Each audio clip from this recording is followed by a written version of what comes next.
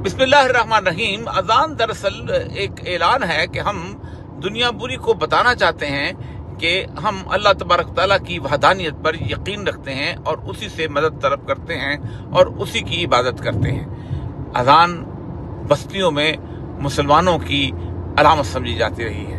हज़रत अनस बिन मालिक ने कहा कि जिस बस्ती में अजान बुलंद कर दी जाए, अल्लाह तबारक तआला वहां से अपने अजाब टाल लेता है।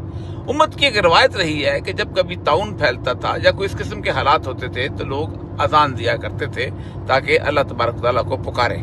ये अल्लाह तबारक तआला का उसको पुकारने का सबसे बेहतरीन और बावाज़े बुलंद एक तरीका है।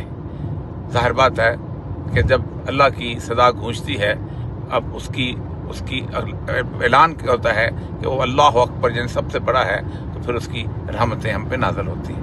बिस्मिल्लाहिर्रहमानिर्रहीम। अजान दरअसल एक ऐलान है कि हम दुनिया बुरी को बताना चाहते हैं कि हम अल्लाह तबारक तआला की वहदानियत पर यकीन रखते हैं और उसी से मदद तलब करते हैं और उसी की इबादत करते हैं।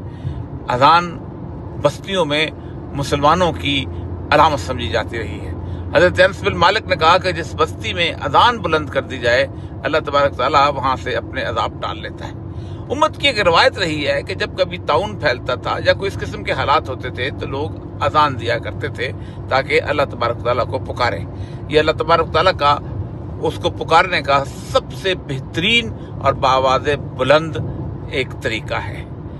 जाहिर बात है कि जब अल्लाह की सदा गूंजती है, अब उसकी ऐलान होता है कि वो अल्लाह अकबर जिन सबसे बड़ा है, तो फिर उसकी रहमतें हम पे नाज़िल होती हैं।